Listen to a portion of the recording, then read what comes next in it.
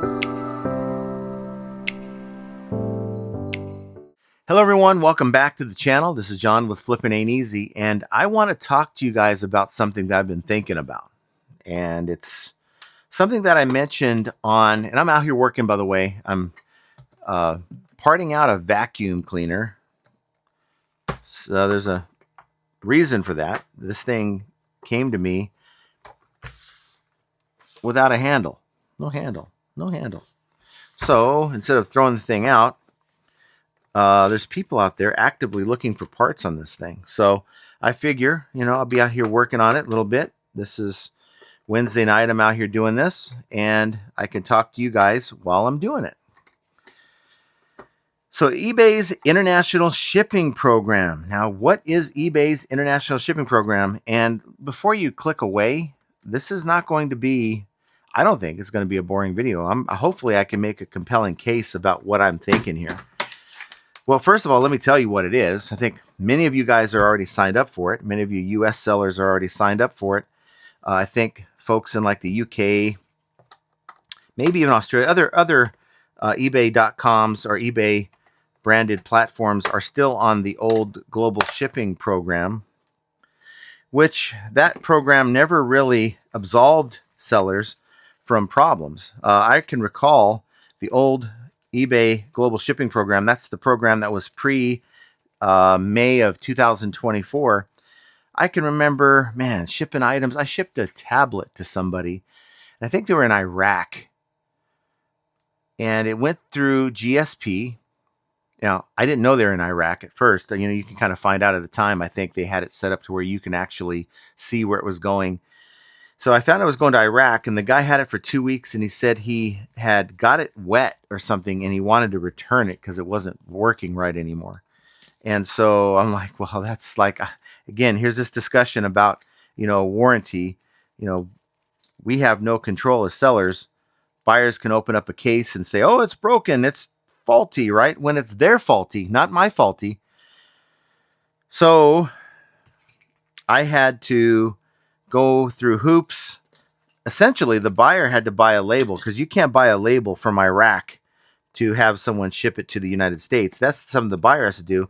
And eBay made me reimburse them through PayPal, believe it or not, of all places. At least that's my recollection. I had to reimburse them. I believe it was through PayPal. And the item came to me, and there's nothing wrong with it. So they lied. And I had to pay like $30-something for that return label. It was a pain. It kind of turned me off the whole global shipping program. And then May of 2024, eBay comes out with this program where if you're top rated, or I think also above standard, they will have you ship it to them, just like they did before the global shipping program. But the program, you don't have to deal with anything with the buyer. So payment disputes, not as described, problems with the package arriving broken or whatever, refunds and all that stuff, that's all handled by eBay. That is a great program. And in my opinion, I think it's great on the surface, on its face, it's well done. But I found that when I switched in May of 2024, I was only switched over for 4 days. My sales and my offers and my watchers and my everything just took a nosedive. And look, when it comes to eBay, I'm not interested in waiting on eBay to resolve things. I kind of had the attitude, well, I'll opt back out, offer international on the side within my business policies if I want on certain items, like on the items that are under £1, and maybe later they'll fix it. And in my mind, many of you guys were saying, hey, there's no problem here. But there were other people that were saying they were having issues with sales. Their sales tanked when they switched over to EIS. But I never looked back. I said, you know what? I'm selling larger items anyway. I can't imagine people spending the kind of money that eBay is going to want to charge to ship a 10, 20-pound item anyway. So let's just stay opted out. Sales have been good, and we'll just, if it's not broken, don't fix it. So that's kind of been my attitude with this store. I had a buyer reach out to me from the UK saying, I need this part. I don't know why I had the part on my main account. Maybe it was $100-something part. That's probably why. And instead of referring them to my second account, just relisting it over there, I thought, you know what? I don't have to go through all that anytime someone wants an item. So let's go ahead and just try it again. And I told you guys about that on the live. Tried it again. And guess what? Everything tanked. Everything tanked again. Now, I don't know if eBay takes time to like re-index everything as a international shipping program item, but you know, a day of that was too much for me. You're making $500 to $1,000 a day in sales. I'm not interested in paying that for eBay's program. If it wasn't already broken, I'm not going to try to fix it. So a day of waiting, I said, you know what? I'm going to opt out. I'm just done with it. I still have it on my second account, and we're just going to let it roll like that. And that's what we did. And guess what? 5 minutes after I opted out, it's not an exaggeration, I got a sale after waiting almost a day with no activity. Now, to me, that just told me that, well, things are normalized, because I didn't think I'm missing a whole lot on this program. So what I did, because I want to confirm this, what is it? You know, the eBay touts this whole program as, oh, there's like 70% of potential buyers you're not even tapped into because you're not signed in with this, or you're not opted in with this program. Okay, well, that may be, but you know, who are you counting? Are you counting the people that are like in Uganda in a hut somewhere that have no interest in what I'm selling? Or are you counting all the other people on the other eBay platforms? I don't know. But I know this, that people, unless they are either desperate or are well off, are not interested in paying the exorbitant fees that eBay wants to charge for this program. Now, I mean, I don't even really know what it looks like until I reached out to Duncan. He's really a great guy from Australia, a member of the channel. And I reached out to him and I said, can you go on to my second store where we offer EIS for our items, and you know, go into a couple items and tell me what you're seeing here. How much is this stuff costing? So in one example, he went and found my Usher UMD. It's a PlayStation portable disc, not a DVD, not a CD. So there's a little bit more of a premium there because they're a little bit more difficult to find. And I have it priced at like $11.99 plus shipping, you know, not a whole lot. But as you can see here, it is like quite high for anyone in Australia. And I'll show you the one in the UK here in a second. For the same item, to buy this item, it's just ridiculous. Nobody's going to want to buy this for that after shipping. And that's not even counting like the duty fees I think they have to pay. So I'm thinking to myself, you know, if you're signing up for this EIS program, eBay International Shipping Program, you're really kind of waiting on that unicorn buyer that really, really needs that item, really, really wants that item, and or can afford that item to pay all that. Now, for those of you selling in collectibles and antiques and stuff like that, in other categories I'm not familiar with, I suppose it's an okay program for that. My thing is the juice worth the squeeze? Is it worth my time? Because I'm asking Jenna, how many global shipping or EIS shipments do we really make that you can recall? And I don't think she really could answer that. We haven't had one in months. Now, this is on the second account where we sell 4 or 5 items a day. So that kind of confirmed the fact that I really don't need it on my second account, my main account, that is, and may not need it on the second account. Now, I received this message from a viewer, and it's from Debbie Flag 1301. And Debbie says, I heard the comment you made about doing away with international shipping about a year ago because you noticed the big drop in sales after turning it on. My sales have been horrible over this last year, and I know it's not my inventory, so it's got me thinking, We turned international shipping on about the same time my sales started to plummet. So I had my husband turn it off Sunday night, and guess what? Within an hour, I had 3 back-to-back sales, one of which was for $200 and another for $80. This pattern has continued since. I haven't had sales or traffic like this in over a year. Thank you for sharing your experiences. It is so helpful and very much appreciated. Now I just wish I knew why turning on international shipping hides your store. It makes no sense, and I like for things to make sense. And that is the biggest pushback I get from people when I mention this, is because it doesn't make sense. Because there are some folks that say I've not seen a drop off in sales. But it could be category specific. I don't know. But my sales have been strong again once I turned off EIS. So I guess what I'm saying, if you are a seller that's struggling with sales and you are willing to pretty much try anything to get back on track, and you have opted in, and notice since opting in to EIS, whenever you opted in, that your sales just kind of went away, what's it going to hurt? Opt out of the damn thing. Now, you can always opt back in. It does take a few days for that to happen. And I'm not here to convince you to opt in. I'm just here to give you an idea. If you are willing, if you are open to trying something that could impact your business in a positive way, because we all know eBay is full of bugs. Simply put, there's bugs that I can't explain on eBay. It just happens. And we, as sellers, we deal with it. We put up with it, right? eBay is not a perfect site. So it doesn't surprise me at all if there are bugs on the platform. And if there are bugs in the eBay international shipping program. So what I'm trying to say is, if you think your sales are slow since changing over, what's it going to hurt? I mean, if I was in that position, I'd do the same thing that Debbie did. Try it.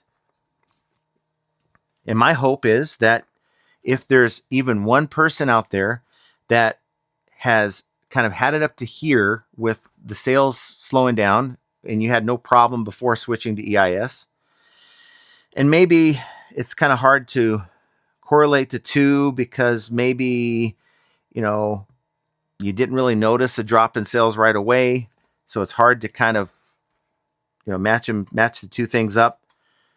Why not try it? And this isn't a tinfoil hat moment at all. This is just me speaking out loud, and I ain't ever going back. No, thank you. Because if you look at the fact that, if you kind of go back to the other example with Duncan and how he did those screenshots for me, I'm selling an 8-ounce item, and eBay wants all that for shipping. What do you think they're going to charge for something like this or that or any of these things that are behind me? It's no wonder why on the secondary account we have a lot of smaller items, a lot of parts and stuff, like things like this that aren't that heavy, less than a pound. We're not making sales. And also, this vacuum may not be offered in Timbuktu. Okay? There might not be a whole lot of demand for parts that aren't for an item that's really not sold somewhere in Paris, France. They have their own brands and their own different types of items that, maybe they have vacuums out there, but maybe they don't have a Bissell. They have, something else. So who am I really selling to, even if I turn my EIS on for the type of items that I'm selling? Now, if you have something that's rare or something that, is hard to find anywhere but in the United States, I think there's a demand for your item internationally, and you probably should be a part of that program. But that's, again, it's sort of like the information we were talking about with business models the other day on the last one we did here. It's up to each and every one of us to figure out, oh, look at that. Each and every one of us to figure out exactly what's going to work for our business model, right? And maybe, just maybe, this is going to be the thing that unlocks sales for you. Okay, just like it did for Debbie. And it makes me so happy to read comments like that, because it makes me feel like all this is worth it. Coming out here, doing the videos, talking about doing the lives. She heard this on a live, so doing the lives, taking the time, and it's about just sharing ideas and helping each other out. And I'm sure, yeah, I'm the one making the videos, but I'm sure that I've learned from people. I do value advice. I do value the information that you guys provide, whether it's on the lives or in your comments down below. And it's a shared experience. We're all kind of indirectly helping each other out, because I didn't know this is impacting Debbie. I don't think Debbie knew it was impacting Debbie until Debbie found out, and now Debbie is running with it. Debbie is doing what she did before. And I'm sure making the money that you were making before has probably taken a burden off of things. And that, to me, makes it all worthwhile. I'm trying to take this stupid thing apart, and I'm coming across a lot of screws, but nothing's moving when I take these screws off. And every vacuum cleaner seems to be a little bit different. So, I don't know. I'm not all that worried about it. I'm going to try to get as many parts as I can off this stupid thing. But sometimes these screws are kind of hidden. You got to go in and pop something out just to get to a screw. There's a couple screws there, so we'll screw with that. And I want to know what you guys think down below. Now, look, it's not a conspiracy. If you are dealing with EIS and you ship internationally to buyers, yeah, maybe for you the program's working as designed. I do know that a lot of times categories can affect things going on eBay. And if you're selling things that maybe are optimized for this program, we don't know what eBay's done with this program behind the scenes. I don't know. You don't know. I don't know. Just putting that thought out there. There's nothing wrong with trying to think outside of the box, right? And that's kind of what we're doing. We're thinking outside of the box. We're thinking together. We're trying to figure this thing called eBay out. And again, if I can help someone like Debbie just by, just speaking my thoughts out loud, then I'm going to keep doing it, because I think, each and every one of us have hurdles that we have to try to navigate around. And I think for many, it's been eBay glitches. Well, we don't know to what extent the eBay glitches extend. It could actually be part of the international shipping program, and none of us know it. And you think eBay is going to share that with us? They probably don't even know. So that's my video for you today. It's not a long super video. And in fact, I don't even know if I'm going to get through this vacuum, because it's starting to frustrate me here a little bit. I don't know. I've got a lot of inventory, and the way I see it is I don't want to spend a lot of time on each piece. It's not that I don't know what I'm doing, because I part things out all the time. It's just that I don't really want to get in here and start popping things out. Like you have these little things you got to push in and deal with, and I don't know if I want to deal with it tonight. Maybe it's just I don't want to deal with it tonight. So yeah, that's pretty much what I have to say. I want to know what you guys think down below. Are your sales slow? And think about this, and if you can, give me an answer. If you sell internationally through EIS, how many sales do you actually average? Or let's rephrase that. What percentage of sales are international shipping? I would say on the second account, maybe 0.5%. So kind of, if you do 100 sales, how many are going international shipping to Illinois? And if your sales are slow, right, and you have eBay international shipping turned on, and you haven't sold many anyway to eBay international shipping, why wouldn't you try to see if this could unlock something for you? Want to know that down below too. So again, I'm going to leave it there. I don't want it to be a too long of a video, but just wanted to put that out there. Get you guys thinking about your business. Think outside the box a little bit. And, maybe you guys will, call me an idiot down below, or maybe I'm on to something. But it's without videos like this, without the willingness to try when something's not 100% going the way you want it to go, then you're never going to know if you don't try. But figuring all that out is yet another example of how flipping ain't easy. I want you guys to have an excellent rest of your day, and we will talk to you here very soon. Take care.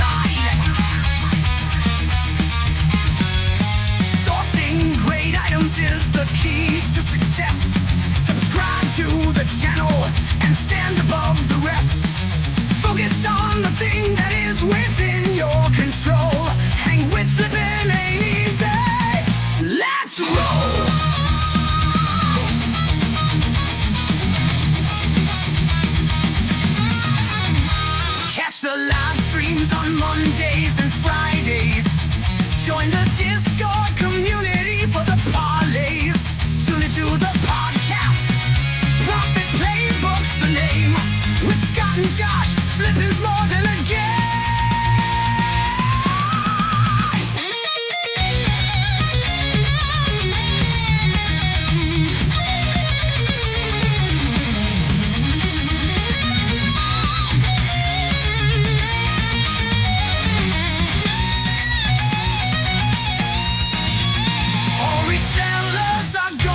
Mistakes. Learn from them and you'll have what it takes. In the world of reselling, we're your guide. With flipping ain't easy by your style. Catch the live streams on Mondays and Fridays. Join the Discord community for the parlays. Tune into the podcast. Profit Playbook's the name. With Scott and Josh, flipping's more than a game.